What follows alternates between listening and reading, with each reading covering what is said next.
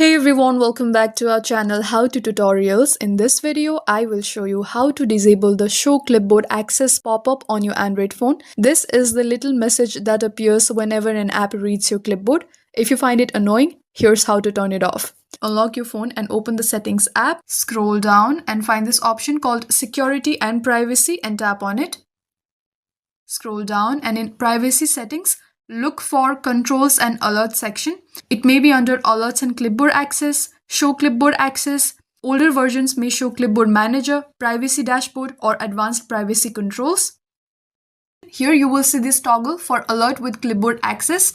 Tap the option and simply toggle off. Once disabled, you will no longer see the clipboard pop-up whenever apps paste or read your copied text. And that's how you disable the Show Clipboard Access pop-up on Android. If this video helped you, make sure to hit like, subscribe, and drop a comment asking for your next tutorial. Thank you for watching, and I'll see you in the next one.